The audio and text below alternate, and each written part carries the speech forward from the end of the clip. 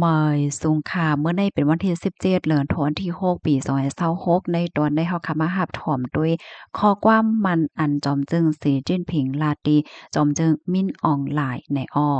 เมื่อวันที่16เดือนธันวาคมปี2026เนี่ยมีข่าวออกมาว่าจอมจึงมิ้นออนไลน์ไล่ฮอดถึงดีเว้งหลงปักกิ่งนะคะเนาะก็ฮอดเพียวกว่าเมื่อวันที่15สิมีขับหมายตาข้าวตังหาวันที่15ต่อถึง วันที่19เดือนธันวาคมที่6ปี2026ในวันไหนคะอ้อในวันที่16นั่นค่ะอยู่ดีจอมจึงสีจิ้นผิงผู้นำเมืองแขเนี่ยก็เลยหมอกลาดข้อความปั่นข้อความมันว่าเดกำเทียมปันแห้งเมืองคมตุมในตอนของแกดกังเมืองโตเจ้าเก่าปยกปกป้องวันเมืองว่าสว่าเจ้าในอ้อแค่ได้ติเลยว่าเป็นเมืองโอ้ยหลีอันลำลองที่สุดตอนตามเมืองคมตุมก็ว่าไลปยกเป็นโอ้ยหลีพ้องเมอตีอันจอมจึกซึกมานมินออนไลน์และยึดอาณาอำนาจวันเมืองเมื่อปี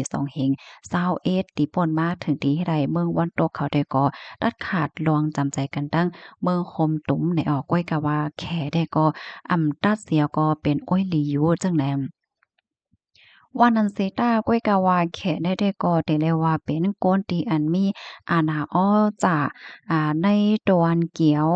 ระหว่างปางตึกอันเกิดขึ้นเป็นในเมืองเหมือนกันเฮ็ดจังไหนอ้อไหว้หลังเสยึดอาณาอำนาจวานเมืองเหย้าในเนาะวานเมืองก็มีลองเป็นไปหลากหลายมาจังหนังตีหันนั่นเหย้าในคะเนาะแขเนี่ยก็มีในอาณาอ้อจาในการเกี่ยวในตอนในป้าปยก็ยังมีลองกำเทียมปันแห้งหนังเปิดเผย ในตอนของการเลือกตั้งเมื่อป่นมานั่นเลยค่ะนะปังเลือกตั้งที่อันป่นมานั่นก็มีปาตีนกยุงค่ะเสียวก็เฮ็ดให้โพแต้นค่ะเนาะอันลูกมาตีป่าตีอันปันแห้งฝ่ายทับซึกนั่นไล่อ่องเป้ปังเลือกตั้งกว่าเสียวก็ถึงตีเลิกเอาจอมจึงมิ้นออนไลน์เนี่ยค่ะขึ้นมาเป็นจอมจึงว่าเฮ็ดจังไหนออก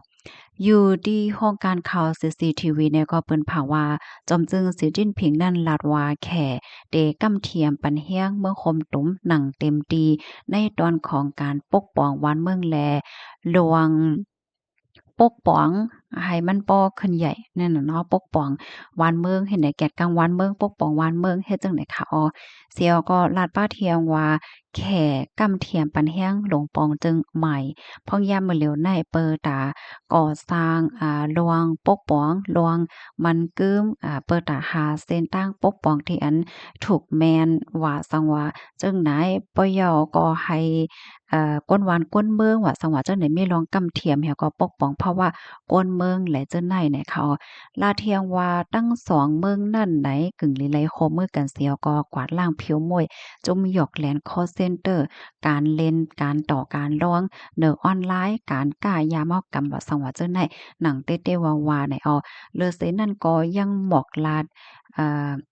ยองอ้ามถึงลองมึดกื้อจำใจวงกลางแขและดังเมืองคมตุมปยก็ลัดว่าทั้งสองเมืองในไหนจุกอยู่จ้อมกันมาเข้าตั้งเหิงอำว่าได้โฮบทบยาลองตั้งอย่าเผิดลองกับกินตานหือก็เย้า แขกำเทียมปันแห้งกูฝ่ายในเมืองคมตุ้มเปิดตาให้มีมาลองงำเหยียนลองอ่อมลอมพร้อมกันโดยผ่านดังลองอบโอ้กันในเลอเซนนั่นเนี่ยก็ยังแหนฝั่งห่างลวงมงม่องว่าให้กูปากูฝ่ายในเมืองคมตุ้มในหวายนาเข้ามาอบโอ้กันเปิดตาสร้างลองอ่อมลอมพร้อมกันและลองงำเหยียนอันยืนยาวว่าจังไหนคะอันนี้เป็นข้อความของจอมจึงสีจิ้นผิง บอกลาดจังไหนอ้อกำแน่เฮาคามาด้วยค่ะเนาะทั้งสองฝ่ายนั่นก็มี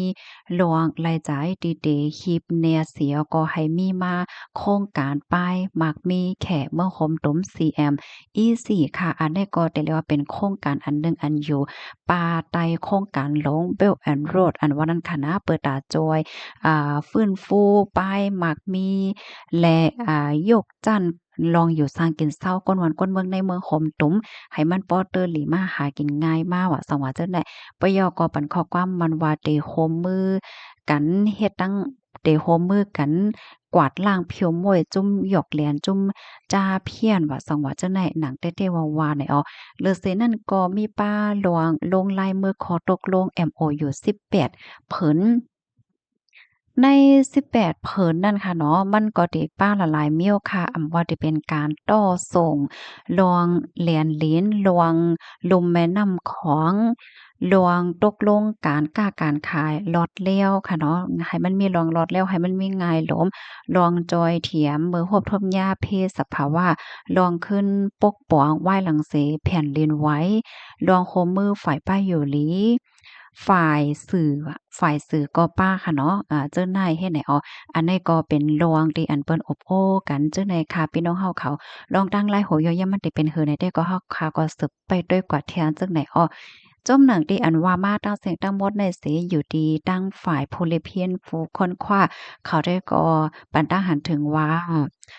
ลวงที่อันผู้นำ2ฝ่ายค่ะเนาะมาโฮบโทบกันเสแล้วก็มีลองลงลายมือขอตกลงตั้งนำตั้งหลายในปอกกำใน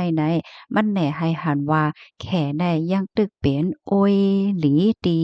เปิงอิงอันลำลวงที่สุดของหลวงปอจึงเมืองคมตุมเฮ็ดจังได๋ฝ่ายหนึ่งก็แขก็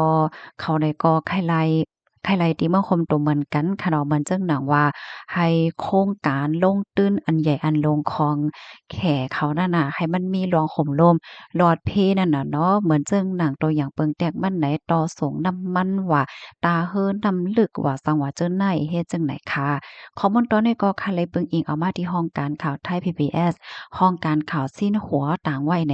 พี่น้องเฮาเขาถ่อมเย้าหันเถินจังหือพองค่ะคอไหลตอนไหลที่ว่ามันแตกแล้งแหละจังไหนค่ะเนาะก็ต้องถามมาไหลนั้นก็เพิ่มเติมข้อมูลมาไหลเฮ็ดจังได๋เขาเนาะเพราะว่าเฮาค้ามาด้วยข่าวเหงาโหดในก็ได้เรียกว่าเป็นข่าวเหงาที่อันลีปักตาไปด้วยอยู่ค่ะเนาะเมื่อในก็ตึกเป็นวันที่17เฮ็ดไหนค่ะนะต่อป้ออบโอ้กันเหย้าตั้งเสียงตั้งหมดตั้ง5วันไหนลองตั้งหลายโหย่อยมันทำเตมีอีสังจังหือมาพวงแหละจังไดนั่นแหละเฮาข่าวก็ไปด้วยกว่าเที่ยงค่ะเนาะบ่มีลองเคิมหน้าจังหือเนี่ยก็ได้เอามาเปิ้นแผ่ปันพี่น้องเฮาข่าวกว่าไหนพี่น้องเฮาเขาถ่อมข่าวเหงาโหดในเหี่ยวก็หันถึงว่าจ่องแต่จังมีพรปางพรหลีปันตอนดาวก้นวันก้นเมืองในเมืองใต้เฮาค่ะหือเนาะในเนาะก็ปันดังหันถึงมาไลในค่ะยินจมค่ะหมอยสงค่ะ